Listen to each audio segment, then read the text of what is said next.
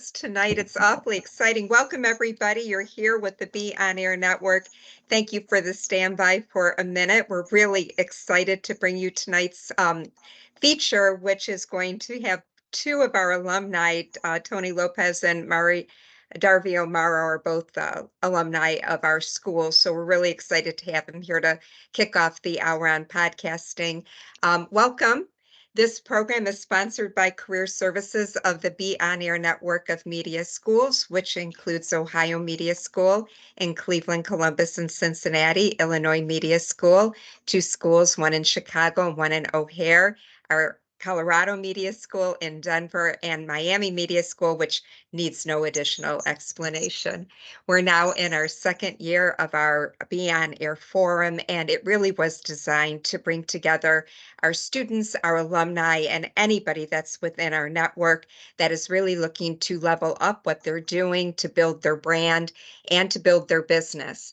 My name is Linda Lejeski, and I'm the National Employer Representative of the 7 schools of the BeOnAir Network. If you've joined in real time, we're so happy to have you here because you're going to be able to be a part of Q&A as we move through the program. But if you're joining us on YouTube, I invite you to like and to subscribe. We have almost 2 years, a great library of wonderful guests that have offered lots of great information to grow your business, and I hope that you'll check out those segments when you have an opportunity. A little bit of housekeeping before we get started. You're really welcome to use the chat up above. You can press on that and you can put questions in the chat for our guest. At the same time, you can also raise your hand and just get into queue. And as we move through the hour, you're going to see Tilo is going to take some breaks, and he's going to reset us a little bit and open up the floor to question and answer. The hour is going to move fast, so we ask if you get online to ask a question, please just state your name, your question, and then close up your mic and let Darvio jump in to give you a good answer. Our moderator, as I said, is Tony Lopez. He is an alumni of Illinois Media School. He's the host of Parlay at the Parlay. He is an on-air host, TV and radio, and really one of our favorite instructors in Illinois Media School. Many of you that are joining us probably have had Tony as an instructor. So we're really happy to have him here and to have a favorite alumni with us. And I want to welcome Darvio Morrow, a 2006 alumni of Ohio Center for Broadcasting, otherwise known now as Ohio Media School. He's a multi-talented entrepreneur. He's a producer. He's a creator. He's an on-air personality. He is he's the owner of the First Class Broadcasting Corporation, and he is a co-host on a nationally syndicated podcast, the Outlaws Radio Show. He is a dear friend of the BeOnAir Network and specifically Ohio Media School in Cleveland. Networking, as you all know, is so valuable and important to everything that we all do. And Darvio has been a key alumni in moving us forward with lots of initiatives in Cleveland, connecting us to people in his network and making sure that our students and alumni move forward in a way that is really exciting and engaging for them. He's involved in several local projects as well as national projects, and he is a collaborator on our soon-to-be launched BeOnAir Podcast Network. So he is here to tell us about his story from graduation, why he chose the path he chose to get himself ready for where he's at now. He's going to talk to you about podcasting. He has so much advice and expertise in this area. And then towards the end of the discussion, we're going to talk a little bit about the BeOnAir Podcast Network, which all of you are invited to be a part of. I am going to be putting a one sheet into the chat, so you'll have a chance to review that. And we're just really excited to have these two gentlemen here with us to move us forward on a very important topic, which is podcasting. So with that, I am going to throw the ball to you, Tilo, to make your welcomes. And Darvio, thank you so much. And both of you, thank you for your time and the hour that we're going to have together. It's all yours, Tony.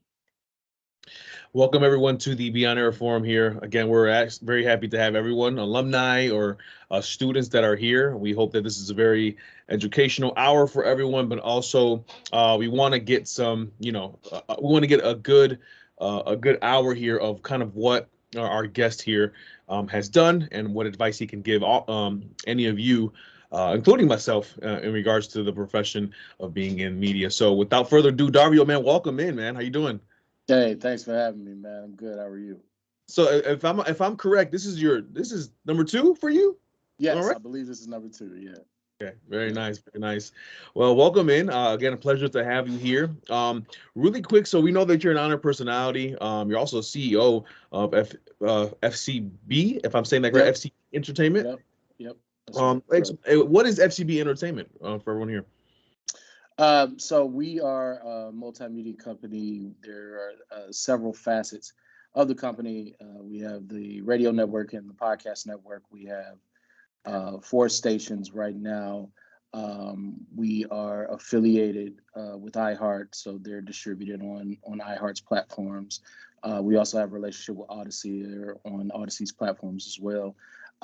We have the FCB Podcast Network, which is our podcast network with over 1 million downloads. We have FCB Records Group, which is our record company, which is distributed by Sony. And we have FCB Productions, where we do long form video content. Very nice.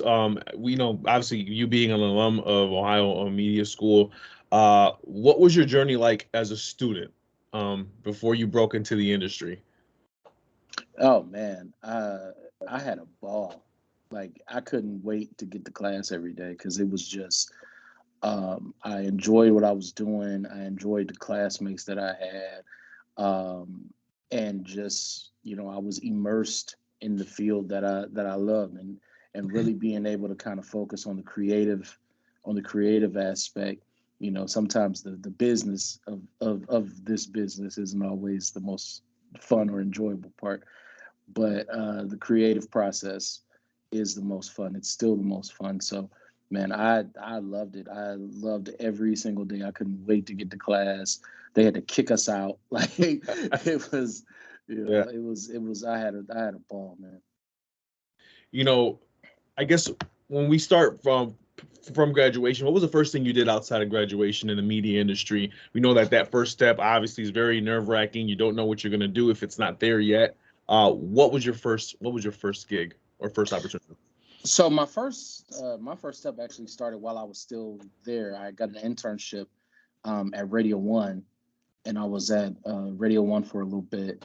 But really, man, pretty much right after graduation, I went ahead and started the company. I, built my first online station, and I was 19 at the time because I went to what's now OMS. I went to it straight out of high school. So as soon as I graduated, I jumped right into it and started the company. But I had already had, some of the experience that I got was, while I was at OMS, I took advantage of every opportunity I could get, of every internship I could get. I was at one point I was doing like three internships at one time, plus building the station. So I just took every opportunity I could get, but a lot of those first opportunities started before I left. You spend a lot of time in the radio industry. We know that has changed, drastically in the past, you could say 10, 15 years, but Yeah. even so after COVID, right? COVID changed the game for a lot of industries, specifically in media. What, how has that been for you since that specific transition? Has it changed your game in regards to being in radio and things of that nature at all? Yeah, I think you had to learn very quick how to adopt on the fly and adapt on the fly. A lot of the things that, I went in 2005, 2006, that world doesn't exist anymore, and Yeah. so you had to learn how to adjust and adapt on the fly. Like how I got into podcasting in the first place, I was doing a radio show at a local station here in town, and it was like an AM station with a 9 o'clock time slot or something crazy. And it was like, look, I'm gonna have to try to figure out. And it was a younger oriented show, right? So I'm like, I'm gonna have to try to figure out how to get access to this potential audience because they ain't gonna listen to this live on the show. They're not tuning into the station. So that was my first foray into podcasting, was created out of necessity of just saying, okay, look, the game has changed. I have this content that's made for this particular audience. Now I have to actually go out and find that audience and make sure that I'm at the places where they're at, versus, thinking I can just put something on the air and they'll find me.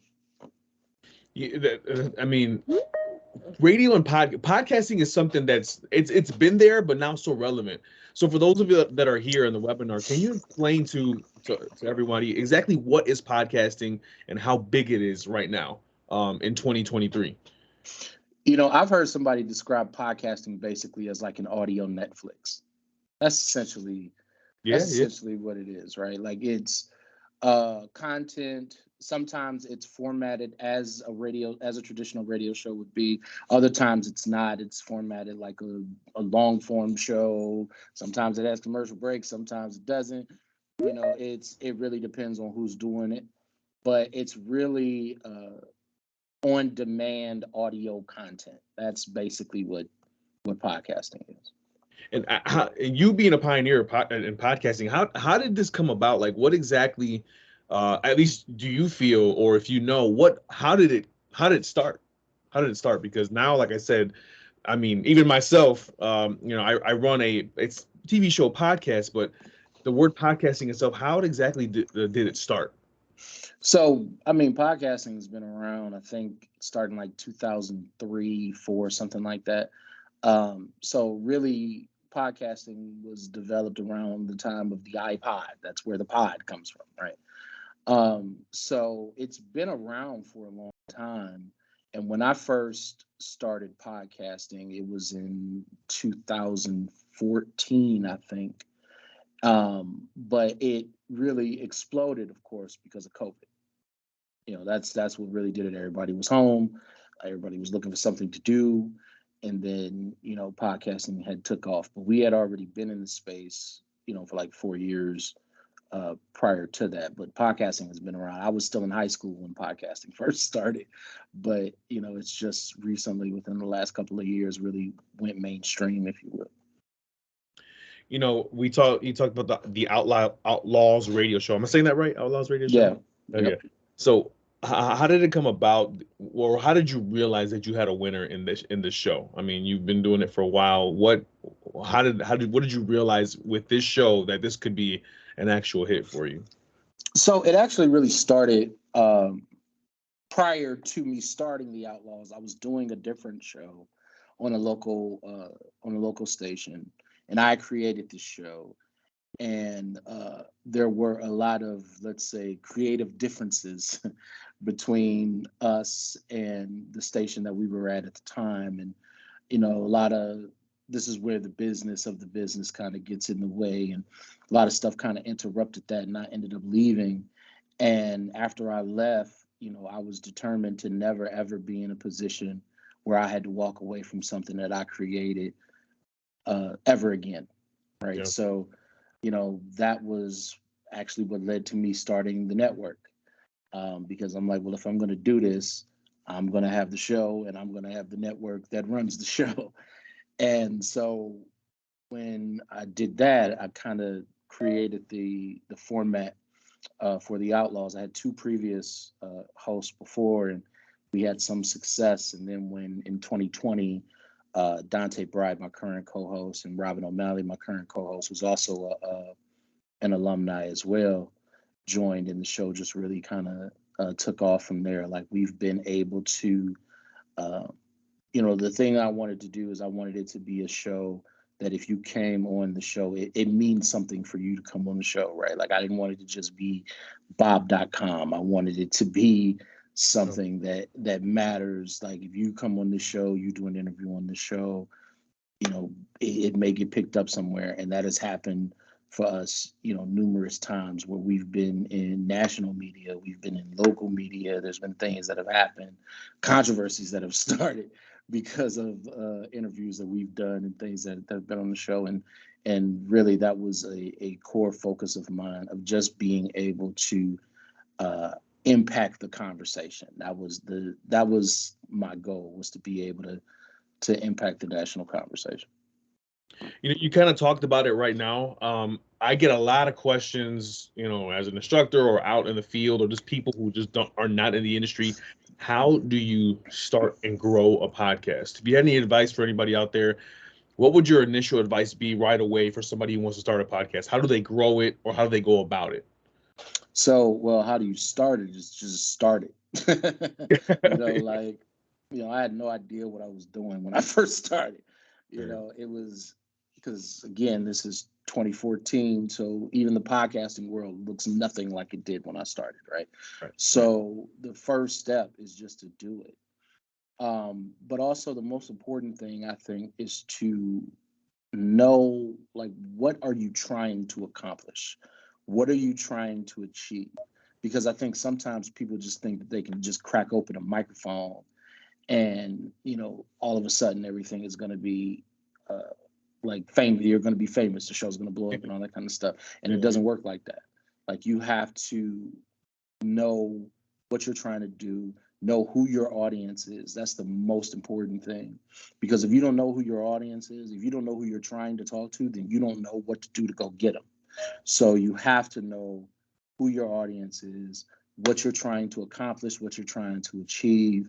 And because ultimately, I look at media and entertainment, as the same as any other product. If you are in business, the goal is, okay, how can my product provide you a service? How can my product make your life better or easier or whatever? So the thing that, I think about when it comes to our content is serving our audience. I know who the audience is. We've been able to have some success with that and cultivate that. So now it is feeding that audience. So when you start from the beginning, you don't have that audience. So when you start from the beginning, you got to feed the audience that you want to have. Because once they get to you, then they'll know that you're being served, that they're being served by you, and they'll stay there. So the most important thing, if I had to boil it down to one thing, the most important thing is know your audience. That's great, and that's actually really good advice there in regards to knowing your audience and serving. I've never really heard that term, serving your audience, which is key, I think, and that's pretty awesome. With podcasting, and I think with any show, the word sponsorship comes up, at some point, right? Explain to our audience how did you go about getting sponsorship, or what is probably the best way you think to go about it, especially for a beginner? So I would say, again, and also it kind of ties into the last question. Go get the audience first, because once you get the audience, the sponsors are going to want to market to the audience that you have. Your value is your audience. So for us, we started getting offers and partnership deals and stuff like that with national brands and stuff after we had already built the audience. Because once we had built the audience, they saw, hey, we want to talk to this audience that they have. So we have a product that's compatible with their audience. So that's how we started getting advertisers and sponsors and live read deals and stuff like that. I think sometimes people try to jump steps, and you can't really do that. Like, the advertiser, the sponsor wants to invest in your audience because they want your audience that you have built and that you've built a trust with and so on and so forth to buy their product. Especially like a lot of podcasts, and we do this too, a lot of podcasts do live reads. Live reads is trading on the trust of the host, that the listener has built a trust with the host. So when the host says, hey, this is so-and-so, I want you to check out this product, blah, blah, blah, the audience is willing to do it because they trust the host. So the most important thing is always the audience. Because once you have the audience, once you know who your audience is, and once you have the audience, the advertisers, the sponsors are going to want to talk to that audience. I think sometimes if you don't have that audience, or if you don't know who your audience is, you have a hard time getting sponsors, because sometimes you're talking to the wrong sponsors. Sometimes you're talking to people who you're trying to sell them, and they're not compatible with your audience. You know what I mean? And Yep. so that's why it's important to have your audience. Like one of our sponsors, and we're our audience is, you know, it's diverse, but it's urban and multicultural oriented. And one of our sponsors is a hair care product for Black women, and it's on a show hosted by Black women, right? There's a reason why they chose to go to that specific show to advertise that specific product to that specific audience. You know what I mean? So that's why it's important to know who your audience is, because they may not have went to another show with different demographics, or even another show with a different host, because it just doesn't match the product. So in order for the sponsors and the advertisers to come, you got to really hone in on who your audience is, because they're going to want to know that. They're going to ask you demographics. They're going to ask you, you know, age and race and income levels and all that kind of stuff. And if you don't know that, you know, that's the end of the conversation right there. Absolutely. We're talking to Darvio Morrow, again, producer, creator, honor personality, and CEO of FCB Entertainment. We're talking podcasting and kind of his journey in his career since graduating from Ohio Media School. You know, Darvio, social media is king when it comes to media, right? And so Right. besides our, you know, the way we grew up with television, right? That's what we had growing up, and being able to see our favorite shows or listening to the radio, right? In the car or at home. How big is social? I know the answer to this, and I'm sure everyone knows the answer, but we know social media is big. First of all, what platforms are big for podcasting purposes, and the impact of social media for you personally? Those two questions. What platforms are big, and then how did it influence your journey in podcasting? All right, so I'll start with the second question first. It's been a huge impact for me, more than I expected or anticipated, because to be honest with you, I don't like it sometimes. If I wasn't in this business, I probably wouldn't use it as much as I do, right? I understand. But I've been able to, especially for me, you know, for whatever reason, Twitter or X, whatever you want to call it, has been the most effective for me, for my account personally. Like my account, you know, we're getting between 1 million and 3 million impressions a month on my Twitter account. And that has actually been really good for leveraging opportunities in terms of being able to promote my show, being able to promote other shows. As a matter of fact, I'm also a writer for Newsweek. I got the Newsweek deal through Twitter because one of the editors saw something I said on Twitter and reached out and was like, "Hey, you want to write something for Newsweek?" That's how that started, and it was purely because of Twitter. You know, Twitter has been, I mean, of course, it's a gift and a curse, because you got to deal with stupid people saying stupid things, and my block button gets a lot of use sometimes. But also, I've been able to actually meet people in the business and build relationships in the business that, you know, I may not have had because they don't live here or whatever, that I never would have known and never would have met if it wasn't for our interactions on social media. So social media is critical. If you can use it properly, it's a cheat code. You know what I mean? Because it gives you access to people who have no idea who you are until they see your content. So now, you know, I'm getting, you know, these followers and these impressions and all of that. Well, of course, I'm promoting my show. I'm doing audiogram clips of the show, putting it out there on, you know, stuff that I think is kind of spicy or whatever for that particular audience. And those are like, there have been times where we've gotten national press coverage off of something that was posted by me on social media. You know, so social media is crucial. Now, in terms of the ones that are most effective, it depends on your audience. But to me, you know, Instagram is always a little tricky because you can't post the link and you got to redirect people to click on your bio or whatever. Facebook has been really good for us. Twitter has been really good for us. Something that we've actually started using very recently, and we're starting to see the numbers kind of pick up, is TikTok. Putting clips. We have an FCB Podcast Network page on TikTok, and we've been putting clips from our different shows on TikTok.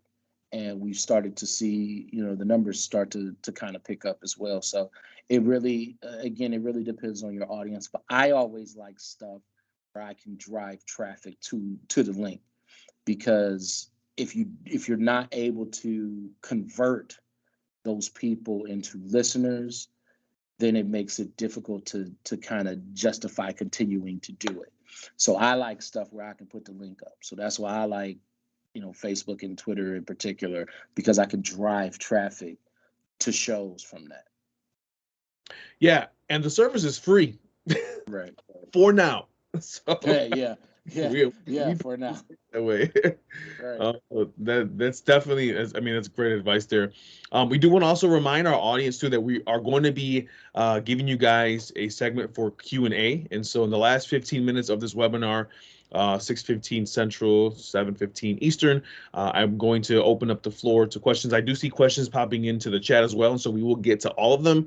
If you want to raise your hand as well later on when we give you the cue, you can do so, and we will go in the order that we received them. And I know Linda and Honda are going to be looking at that as well. So just a heads up for everyone listening as well. We will get to your questions as well. When it comes to your career, when it comes to podcasting and everything that you've done, who's inspired you? Like what if it was a media personality or just maybe anybody in general, who or what has inspired you to push this forward in the way you've done it? Because you've been very successful.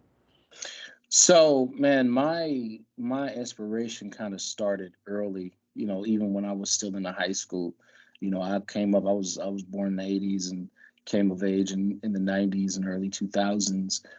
At the time, what was really popular and fascinating to me was the hip hop CEO, right? The Dame Dash, the Irv Gottis, the Baby and Slim and the Master P's and all those kind of to kind of be a business person, to be an entrepreneur, but still have a certain kind of swagger and edge to it, and to come from, most of these guys are, I'm from the inner city, right? So most of these guys are from the same place that I'm from, and so that was my my initial inspiration, was just seeing people who come from where I come from, who had similar stories to mine or worse, and really being able to take the business world by storm, using our culture, you know what I mean? And so that was something that really had an impact on me. There's others as well. As I got older, Tyler Perry became a big influence of mine. The ability to start from nothing and build his company the way that he's built it. This is a guy who was living in his car, at one point, and now is one of the richest people in Hollywood, and did it independently and stayed independent and stuff like that. So those are the kind of people that I really, look to for inspiration, people who were able to overcome adversity and really build things. Steve Harvey is another inspiration of mine. He's a guy who now he really didn't get on until his late 30s. You know what I mean? He got his first big break. He was like 37, 38, something like that.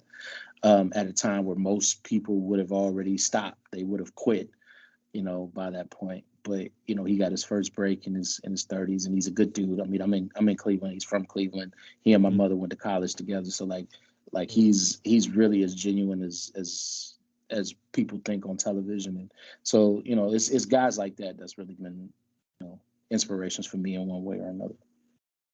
That's awesome to hear. I mean, you definitely have brushed with greatness all over the place. That's pretty dope. iHeartRadio, big name in the industry. When you hear iHeartRadio, especially with colleagues, you think, oh, iHeartRadio, what's going on? Explain your relationship with them. and how they've impacted your career? Man, we have a great relationship with iHeart. We've had a great relationship with iHeart for a very long time. My relationship started with them actually in 2014.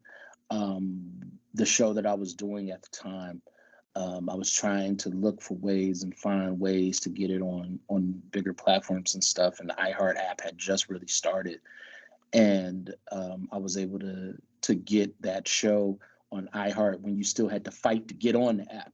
When it wasn't as easy. And we kind of built a relationship from there. Our podcast network is distributed by them. Like I said, our streaming stations that we have are on their platforms. They've been really good. They've been a really good company to work with as far as an independent organization is concerned. We've had a very, very good relationship with our. That is awesome to hear. When in this industry, and this as a student going to Ohio Media School, there always comes a moment in a student's path. I feel it doesn't matter if they have been successful or not. There always comes a moment where the student tells themselves, "Is this for me?" Right? Or should I be doing this? Right? There's a question that pops up. It's almost natural, and it doesn't mean that it's a bad thing. It's a natural question. Should I be doing this? And it could be from some other things as well. And Darvio, what advice would you give to somebody who's asking themselves that question or something close to that? You better know the answer until you, before you continue to do this, because it's not easy. This ain't no joke. This is, this is a tough business. But for me, what kept me going, because there were times I had moments like that. There were times where things still kind of get hard, right? But to me, it's a calling. This is what I'm supposed to do. So I'm not letting that go very easily, right? I always kind of use an example of, especially here in Cleveland, when the kind of people that we know and the kind of jobs that they have and stuff like that, and people had a hard day. They had a hard day at work, whether they was working in a steel mill or they were, doing some incredibly difficult job. They come home. What's one of the first things they do? They engage in something that our industry produces. You know what I'm saying? We are the release valve for the country. We are the release valve for the culture. That's how important this is. You know what I mean? So I think it's important for people who do this to have the proper perspective. Don't come into this, I want to be famous. I want to, you know what I mean? Because a lot of times it doesn't work like that. And sometimes the people who come in wanting to be famous end up being the most dangerous and detrimental people to the industry and to themselves. So you have to have a larger perspective than that. You have to have a larger goal. Why are you doing this? Who are you doing this for? And that's the most important thing. I'm doing this for those people who want a release, for those people who get information from us, for those people that we make laugh, or that we give just an hour or 30 minutes, however long the show is, to give them a minute to not have to think about the crap that they have to deal with. That's the purpose. That's why we're here. That's this industry at its best. So it's not easy. It sucks sometimes. We all want to quit sometimes. There's not a single person in this business, I don't care how successful or unsuccessful you've been, there's not a single person who's done this who have never had that moment where they're like, do I really want to keep doing this? We've all had that moment. I've had that moment numerous times. So what keeps you going is if you know why you're doing this and who you're doing this for. Yeah, that's good stuff right there, Darvio. You're actually inspiring some people in the chat. I see Joseph Turner wrote he's almost 37 and starting from scratch, and his biggest drive is that is that he's passionate about this. So that's pretty awesome to see and hear. We've been talking about platforms and networks. One of the biggest things that we promote, and you recently have joined, is the BeOnAir Podcast Network. You yourself have your podcast on a network. It's yourself with different platforms and different shows. The BeOnAir one specifically, you just joined. I want to ask you, how important or how important is it for a beginner to maybe join something like the BeOnAir Podcast Network, where we're able to help elevate and collaborate with different podcasters to get their content out? Man, I think it's very important. I think it's something that I wish I had when I started, right? Because I had to build a show and a network at the same time. Yeah. And that's not the easiest thing in the world to do. So to be able to have something like this that gives a little bit of a leg up, if you will, because I think sometimes what people don't understand is, because you see there's a million podcasts. What's the importance of the network? Well, the importance of the network is the ability to cross promote. The importance of the network is a network being able to handle all the distribution, and you not have to worry about that. Being able to take some things off the table that you won't have to deal with, because there's a lot of stuff as a creator that you have to deal with. There's a lot of stuff that if you want your show to be successful, you're going to have to know the business side too. So there's a lot of that stuff that you're going to have to deal with. There's a lot of stuff that comes with this. So the more that can be removed from your plate, the easier of a chance that you have to be able to be successful. So I think it's huge. I think it's very important. I think it's something that I wish existed when I started. We always like to, and I'm going to ask Darvio 2 more questions here real quick. And for those of you that have questions, you can start writing them in the chat. And you can also raise your hand if you want to speak your question out, and we will get to them in that order in just a bit here. But Darvio, you being, from Ohio, we always hear markets are huge, right? Depending what market you in, if you want to do, specific things, you got to be in New York, you got to be in LA, Chicago, right, or Houston. Is market big in podcasting itself, or the platforms that you're doing? Is that something that's big in that aspect, or does it matter? I never cared about market. To be honest with you, I never cared about market, because what I was building from the beginning was always an internet tech-based company. So it doesn't really matter at that point. I always call the internet the great equalizer, right? Mm-hmm. Because we have national guests come on our show all the time. We have national actors and actresses and athletes and politicians and people running for president come on our show all the time. They are rarely in the studio, right? Yeah. Like it's almost all virtual, either phone call or Zoom call or whatever platform you prefer. And we're doing this right here in Cleveland. So we've been able to get national guests here in Cleveland. We've been able to get national press here in Cleveland. We've been able to do all of those different things because we've been able to leverage the platform to get access to bring those people to us. You know what I mean? So to me, and I'm sure that there was a time where it mattered, but from the moment when I was starting my career, even to now, I never cared about market. I always wanted to do it in my home. Like that was the most important thing to me. This is my city. This is my home. I wanted to intentionally do it here and build it here and create opportunities for other people here. You know what I mean? That was another one of my purposes. I was very intentional about that. And the internet, social media, all of that, it's a great equalizer.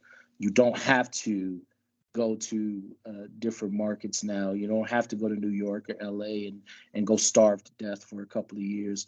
You know what I mean? You don't have to do that if that's not your desire, if that's not your choice.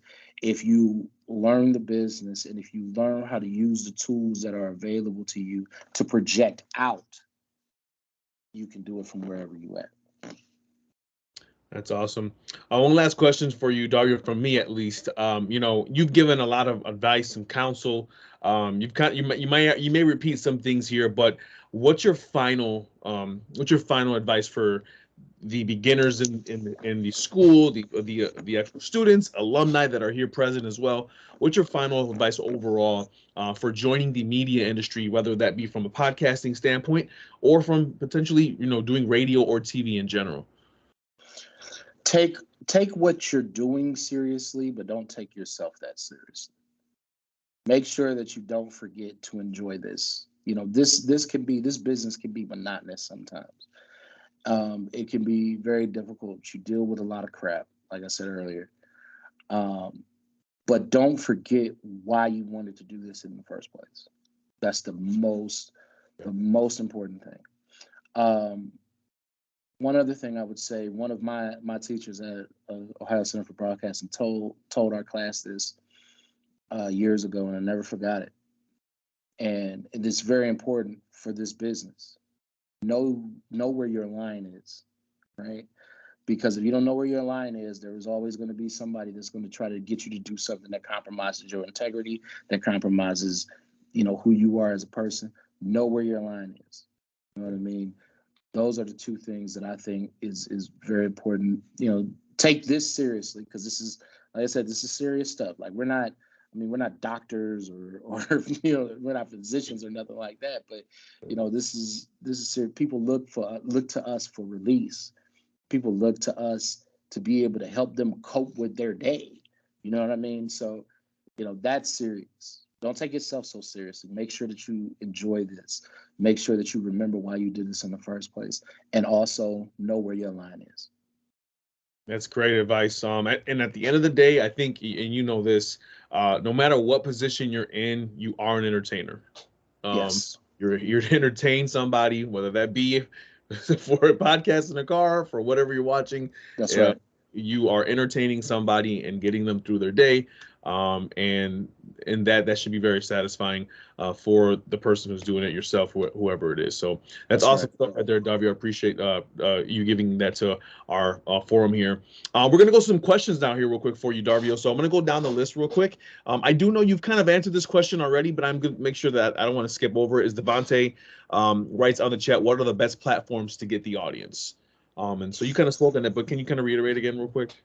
Yeah. So, and I'm assuming we're talking about podcasts specifically, right? So, if you're talking about the content, like where you put your content at, Apple and Spotify are the two most important, along with iHeart, of course, because those three are the ones that people consume the most.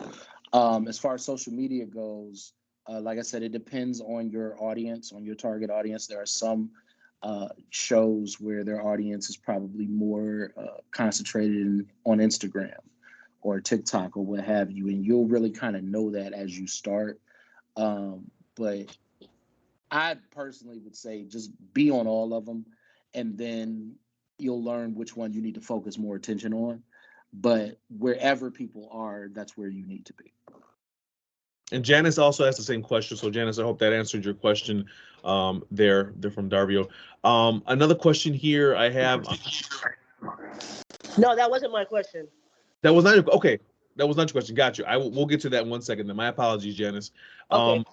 Marcus is asking, how important is having an RSS feed to further your brand out there? Well, I mean, if you got a podcast, you can't live without it. The RSS feed is how you get to all of the different platforms. There's like 100 platforms out there, and I believe in being platform agnostic. I believe in being everywhere that you can possibly be, because you don't know where your audience is. You don't know where you're going to pop at. You know what I mean? So your RSS feed is absolutely critical. I mean, you can't survive as a podcast without it. That's awesome. Janice, I see you had a couple questions, so since you're on, I'll let you go ahead and ask Darvio yourself.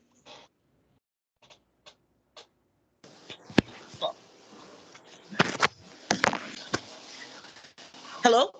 Yes. Hey. All right. Hey, I was trying to hit unmute and my fingers were wet. All right, so Yeah, okay. Now, yeah, audience is everywhere. I mean, you walk down the street, there's an audience. If you scream and you grab somebody's attention, you got an audience. My question is, what platform do you host the podcast on? Like, I came across a platform called AMP. Like, is that legitimate? Is that reputable? You said And what AMP, platform? AMP? Yeah. Okay, so AMP is, I believe, Amazon owns that, if I'm not mistaken. And I mean, it's a little different. It's one of those things, and there's so many platforms out, right? You really got to kind of investigate it for yourself. Uh-huh. Especially like only you know what you're trying to do, only you know what you want to do. So you really got to kind of investigate it for yourself. But AMP is a legitimate platform. Like I said, I believe it's owned by Amazon, but whether it's good for what you're trying to do or not, I don't know. All right. So for a hip hop podcast, what or name like a top five podcast platforms that you would recommend. As far as like the host, Yeah, or I mean, because you don't do a podcast on Facebook, you can right, broadcast live on it, but when right. you establish an actual podcast, where do you go? So of course, I mean, there are places like Spreaker, there are places like Anchor, there are places like it's a company called Blueberry. There's a company called There's a company called Podomatic. So there are several. The main thing that you want is something that's going to give you access to the podcast platforms that are out there. If you can find something that'll help you promote, that'll be even better. But a lot of them don't do that. Some of them they're just hosters, period.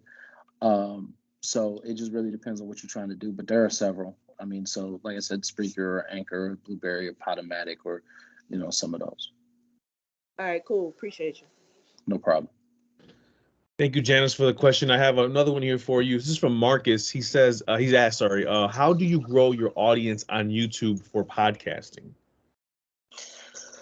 So obviously that is a relatively new phenomenon. What we do, we kind of use the video component. We use audiogram mainly for that kind of stuff. There are some that shooting their podcast on video. We have one of our hosts.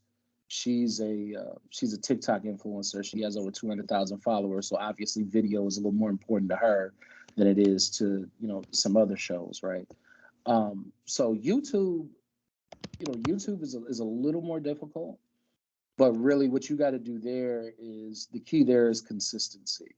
Is just continuing to post over and over and over again, and particularly with YouTube Shorts. YouTube Shorts, our influencer, she's had some success with YouTube Shorts, and she just got on it recently a couple of months ago. And some of the people who are familiar with her from TikTok started following her on YouTube and consuming her YouTube Shorts as well. We also have one of our music artists. She's a Latin singer out of Mexico, and she does a ton of stuff on YouTube, particularly with YouTube Shorts and stuff like that. But she's posting all the time. So for YouTube is a little more difficult, but the main thing is just post all the time and take advantage of YouTube Shorts. Thank you for that. There's another question here from Ray. Ray was asking about equipment. We didn't really touch too much on equipment during the forum here. Can you just maybe give us some equipment that you use on your podcast network and the shows that you run? Yeah, so I can't think of the name of that board. Rode, I think. Yeah, the Rode board. Yeah, we use that. We have the standard microphones that everybody's using. Where this is an Apple building here, so we use Apple computers for all of our stuff. But I mean, for the most part, man, it's really just about what's in your budget. Second of all, as long as you can get the quality that you need out of it, that's all that matters. Like when COVID hit, we weren't in the studio at all. You know what I mean? We were recording our shows on Zoom and Skype audio and all these other different teams and all these other different platforms. And we would record the show from there. I would take it and take the audio and then drop it in Audition and clean it up and put it together with all the elements and stuff like that, and then just put it out. So it really just, I think sometimes, especially when you're just starting out, if you don't have a ton of resources, a lot of times people get caught up in like, well, I gotta have the right mic. You need a mic that works. You need a board that works. You need that's really what you need. And then you can grow up to the more expensive stuff, to the more, stuff that's kind of standard. But if that's going to be in the way of you starting what you're doing, don't let that be in the way. Absolutely, that's great right there as well. There's another question here. They asked Yane, what is an RSS feed? This is what we were talking about a little bit earlier. Yeah, so the RSS feed is what podcast platforms use to pull your content when you submit to get on their platforms. So whether it's Apple, Spotify, iHeart, Amazon, they all pull from the RSS feed.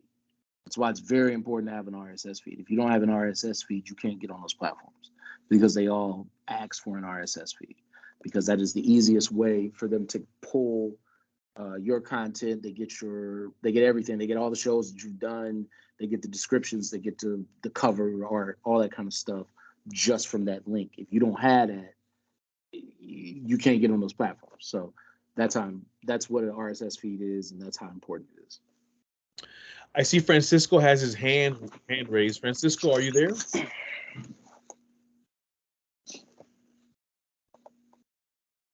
Hey, what's up, Tony? How you doing? All right, pretty good. What's going on, Darvio? How are you, my friend? Hey, pleasure to meet you, man. Hey, thank you very much, man. My question for you is, how do you stay current and relevant, while also balancing the creation of content that appeals to the current audience and the new listeners that you're attracting to your podcast? And I guess it's a two-part question. Lastly, what personal or professional goals do you have for your future? So, to the first question, I think we stay relevant once again by serving our audience. And so when you know who your audience is, you know the kind of content you're producing, everything else kind of falls into place. So like when we get, national coverage or stuff like that, it's from stuff that we would already do. Like it's stuff that fits into the motif of our show specifically. And when we get new listeners, the new listeners already have an expectation or an understanding of what it is they're about to listen to, because we've already established who we are, what this is, what kind of experience this is going to be, and so on and so forth. To your other question, man, I mean, I don't want to sound like I have a lot of hubris, but my goal is to build a conglomerate. That's my ultimate goal. That's what I'm fire, man. Sorry to interrupt you. That's fire. I appreciate that, man. Appreciate it. You know what I'm saying? And talk about it so you be about it. You know what I'm saying? Manifest it. Bring it. Let's go. I appreciate it, brother. I appreciate that. Appreciate you, man. Have a great rest of your day, and thank you for coming on and letting us know what's going on with you. Absolutely. You too, brother. I do have another guest here with a question. Tiana, if that's correct. Tiana, are you there? Hope I'm saying that right. Maybe I'm not saying that right. Let me see here. Let me try. Hold on, Tilo. I'm sorry. Her mic is disabled. Oh, okay. There we go. All right, go ahead.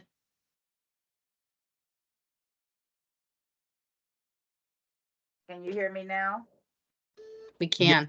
Hear you, yes. Yes. My question was, I didn't get to hear when he said you need the RS something feed. What was that about? I am a radio personality at the Illinois Media School for Windy City Underground, but I know it's kind of like the same thing they tell you as far as sharing your content and your videos to engage with your followers and stuff like that.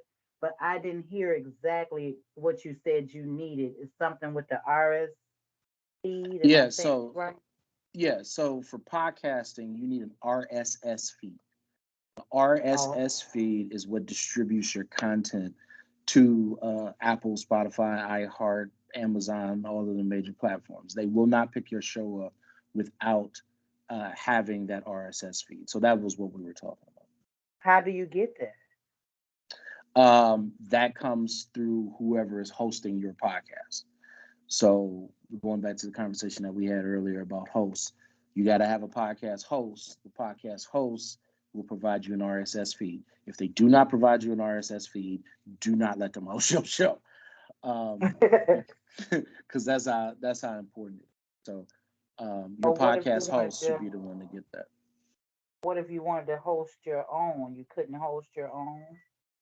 You can, I believe, you can go to. I think it's rss.com or something like that. It's a lot more difficult to do it on your own. If Oh, you want to, you can. Um, it's available to you, but it's a lot more difficult to do it on your own. okay. So it's not as easy as just being like a radio personality or radio host. Or getting a podcast hosting service to distribute, your show. I got you. And then once you get to a podcast hoster that'll distribute your show, or a network if you're on a podcast network as well, because they'll provide you with an RSS feed also. Then then you're good to go. Oh, okay. Okay. Thank Thank you you. so much, Tiana, for the question. Now we have time for one last question before we close out. And I have one more thing for you, Darvio, after that as well. But the question is from, it looks like Yone. If I'm saying that right? Yone? H?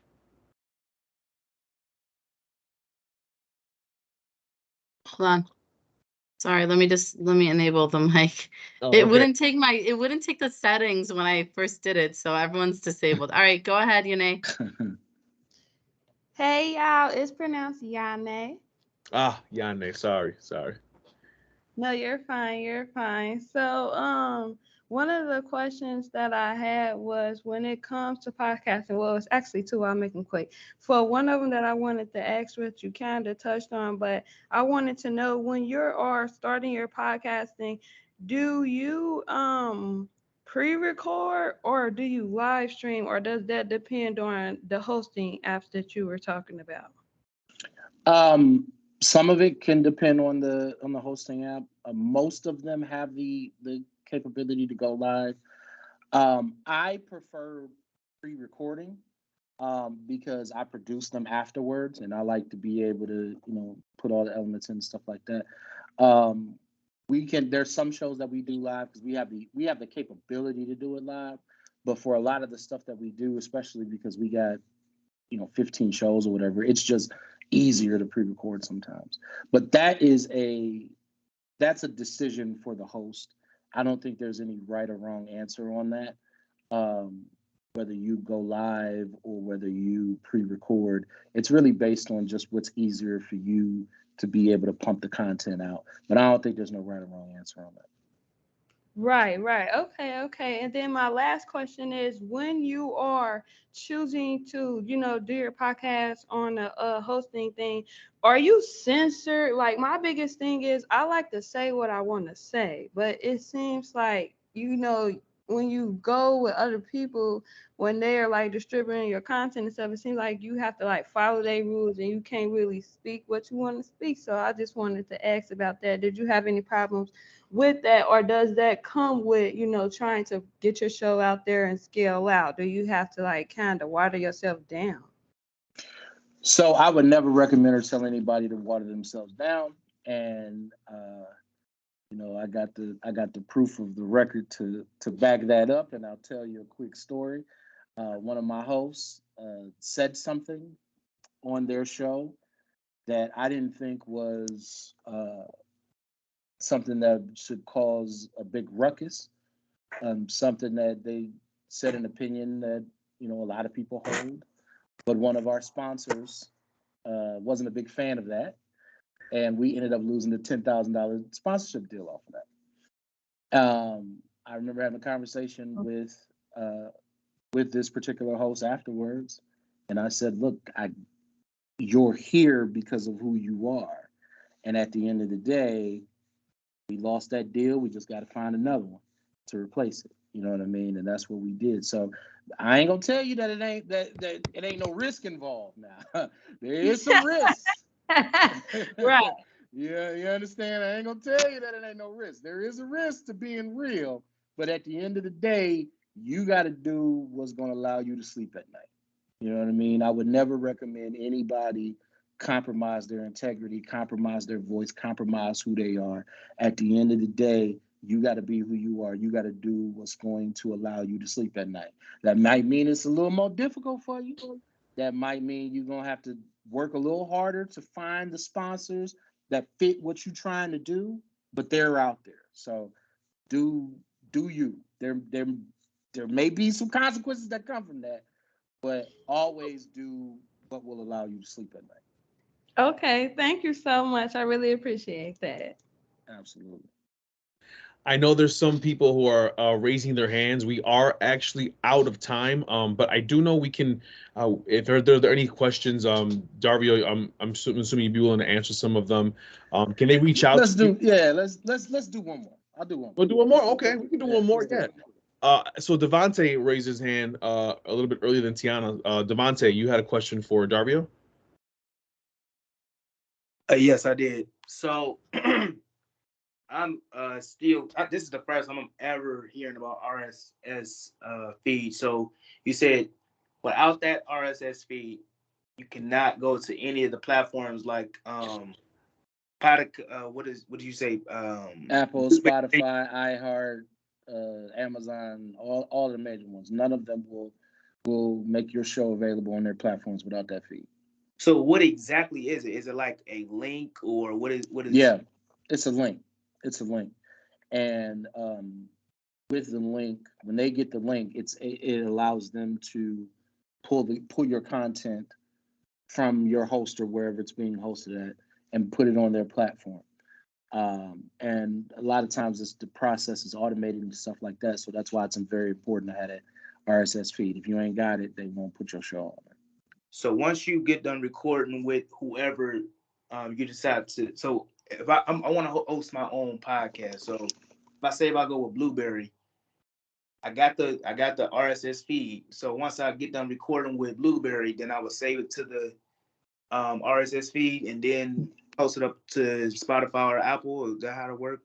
So once you upload a show, whether it's with Blueberry or any of the other hosts, mm-hmm. Once you upload that show, they will give you an RSS feed. That RSS feed you will give to Apple, Spotify, iHeart, so on and so forth. And then they'll start pulling your shows automatically. So you want to do that every time. You have to do that the first time. And then as you upload your shows, they'll pull the content automatically. So is it a different link every time or is this? No, the RSS feed is just one link.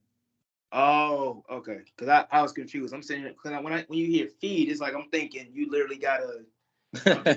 You said Instagram and all of that stuff. So I'm like, okay, is it me actually me promoting the show? Yeah, not a feed like that. It's a it's what feed used to be called before Instagram and social media took that. But yeah, so it's just that one link. Now, do you have to pay for that? Like to get an RSS feed or anything like that, or is it? Most of the hosting platforms will charge. Mm-hmm. Is it like a month? It's a month. It's usually a monthly fee. Okay. All right. Thank you, man. No problem, brother. Thank you so much for your questions.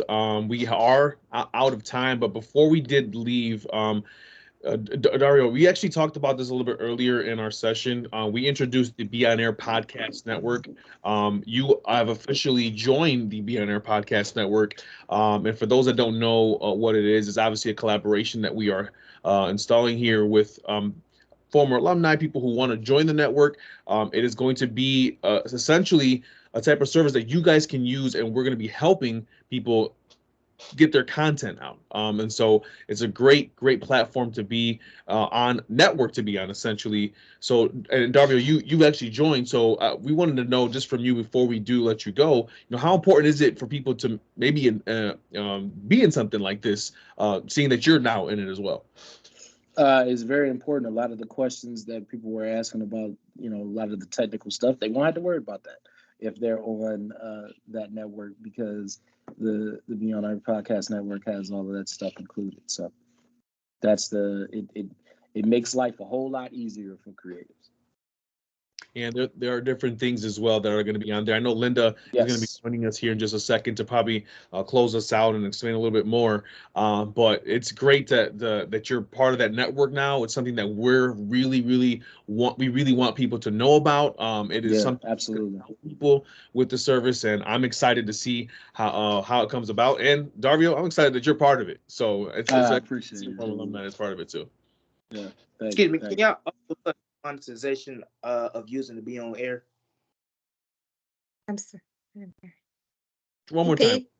I'm sorry. Can you guys touch on the monetization, like getting monetized by using BeOnAir?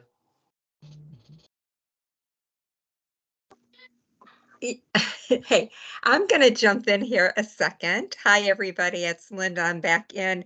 Thank you for a great hour. We're not done. Did Darvio go away, or are you still there? I'm here. Okay. So I just there were some great questions, a lot of great questions and great answers delivered here tonight, and we really appreciate all of you that joined us with these great questions, and Darvio for his time. We're going to keep him a few more minutes. The BeOnAir Podcast Network is getting ready to launch. It will really be taking off in the next couple of months here. It's a fourth quarter project that we're very excited about. And Darvio, with all of his expertise, is really our collaborator on the podcast network. And we've been working for several months together to be putting this together. John Gerard is on the call as well, the National Director of Marketing and Branding. And this initiative is very, very exciting. It will be yet another platform that you can choose to host your podcast. And Darvio and his business expertise is really going to be driving the Podcast Foundation and what it is that we're looking to accomplish. There are many features and benefits to looking at the BeOnAir Podcast Network. We did drop a one sheet. You can find it right in the chat. You could take a minute to look at it. But Darvio, before we let you run, because you've been such an essential part of the development of this, could you maybe, pardon me, offer to our attendees some of your, reasons as to why you feel this podcast network would be just an awesome way for them to either put their content that is well established or just getting started? Yeah, so like I said earlier, I wish this was around when I first started. It would have made things a little more easier for me. I think the ability, first of all, to be able to host your show there and all the technical stuff, all the all the stuff that a lot of the questions were about today to be taken care of is a beautiful thing. Also, I know we've talked about this, and this is going to be, everybody's going to learn about this as well, that there are potential promotional opportunities and monetization opportunities and stuff like that that comes with this. So it really does help kind of navigate this wild west of podcasting. And I think that's that's one of the big values of the show. It makes it of this network. It makes it a lot easier for creators to just create and not have to worry about all of the stuff that you usually have to worry about with this. So I'm excited. I'm glad to be a part of it, and I'll help in any way I can.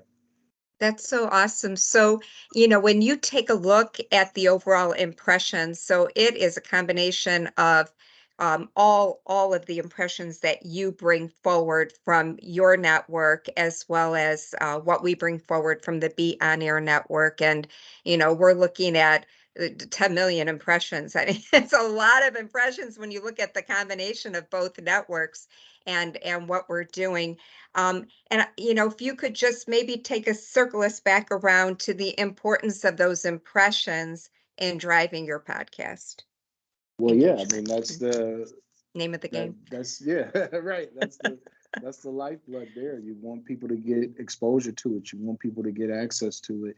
You want people to know about it. I think one of the most difficult things that creatives have, especially when they're first starting, is how to get to that audience. They may have a great show, they may know who they want to talk to, but they don't know how to get to them. And that's why, the impressions are important, because there are people every day who are looking for content. There are people every day who are looking for new things to listen to. So being able to have that exposure is critical. It's extremely valuable. I think, if we circle back around to the discussion that you had, that podcasting was growing, but that COVID really catapulted it because of that need for content and all that content that was being consumed. I mean, folks, think about it when you were at home during COVID, especially, you were just looking for creative things to listen to and to follow. That's right. Something that wasn't just a repeat episode. So, I just love that point that you make about it. If Darvio, do you have a couple more minutes? I don't want to keep you all night, but I see John has his hand up. He probably wants to jump in. Could we keep you a couple more minutes? Yeah, a couple more. Oh, I knew you wouldn't say no to me. Okay, thank you, John. Why don't right, you go ahead and open? I'll be quick. Can you hear me all right? Yeah. No problem. Okay. Gang, kind of think of a lot of questions around RSS feeds, and think about that as Darvio and his business handling the back end, right? The hosting, the monetization as these podcasts grow.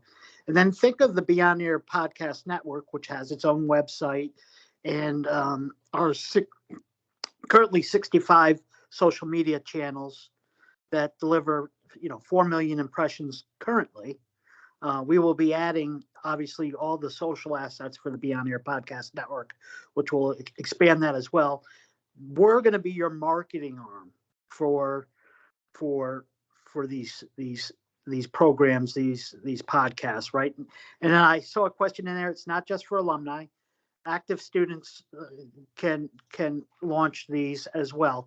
And the beautiful thing about this is the subscriptions. We make no money on the subscriptions. The subscriptions that get paid for this service that you would pay to somebody else go to scholarships for incoming students of the BeOnAir Podcast Network. So not only are you, yes, you're paying for a service, right, at a reduced rate, and you have really some expertise there, but you're also paying it forward for other folks to begin this journey as well. So I think that's pretty cool. I agree, John. We're really excited about this, that this collaborative effort is really all about helping other students as they develop, but also helping current students and alumni in developing their content, getting it out there. And for those with established podcasts, we're looking for you as well, because, you already have your consumer and you want to build that audience even more. And we feel we have just a best audience to expose you to. I agree. Yeah, thank you. Thank you. I just have to say this. Darvio has been such a great friend to our campuses, and we so appreciate you, giving your time. Darvio, I know there's still some hands up. Is there a contact that you would like to share? Is it easiest through LinkedIn, or what is the easiest way for somebody to reach out to you? So they can hit me up on any of the social media platforms. My username is the same on all of them. That's at D the Kingpin. That's DTHEKINGPIN. It would probably be easiest on Instagram as far as the DMs, because my DMs are open on Instagram. They are not open on Twitter because there's too many people that send me stupid stuff. So it would be much easier to contact me on Instagram. But if you're on any of the platforms, just follow me and let me know that you were on this and you got a question. That's so awesome. And when you reach out, if you take a minute to reach out to Darvio, make sure and let him know, that you were here, that you enjoyed hearing from him, and, give him a reason to get back to you, and then you take a minute and get back to him. And that's how good networking starts and really grows. So again, thank you. We put it in the chat. You'll be hearing from, I'm sure, several people, and we appreciate you taking the time and effort to help grow this. You were mentored, and that's what we're all about, right? We're really about leveling people up and being certain they have opportunity to grow. So thank you. Absolutely. Yeah, Thank you. you're awesome. Thank you. Thank you, Tony. We appreciate you. And thank you, everybody who joined us here tonight. And we look forward to seeing you soon. Have a good night. Pleasure to meet you, Darvio.